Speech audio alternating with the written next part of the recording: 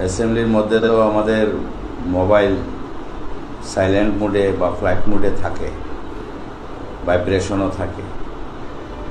তো আমরা মাঝে মধ্যে সাউন্ড হলে আমরা মোবাইলটা দেখি। তো ওই দিন এরকম একটা সাউন্ড হয়েছে, তো আমি মোবাইলটা হাতে নিয়ে ওপেন করছি। তো অনেকগুলো মেসেজ বা নোটিফিকেশন তো মোবাইলের মধ্যে এসে ওয়েটিংয়ে থাকে। তো আমি এটা ওপেন করতেই দেখলাম যে কিছু রিলসের ছবি আসতেছে।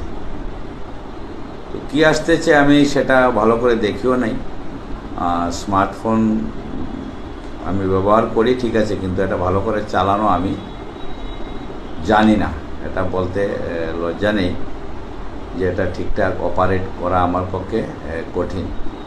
তো আমি ব্যাক দিয়ে আমি এটা ক্লোজ করেছি, কিন্তু এই যে কয়েক সেকেন্ড ছিল, এটা কিভাবে কে বা কারা জুম করে নিয়ে এটা সোশ্যাল মিডিয়াতে ভাইরাল করেছে। আমি কিন্তু মোবাইলের দিকে চাওয়া অবস্থায়ও ছিলাম না, আমি উপর দিকেই চাওয়া ছিলাম। আমি ভিডিওটা দেখেছি। তো এটা অত্যন্ত দুর্ভাগ্যজনক। আমি বলবো যে এটাও আমার বিরুদ্ধে একটা ষড়যন্ত্র হতে পারে।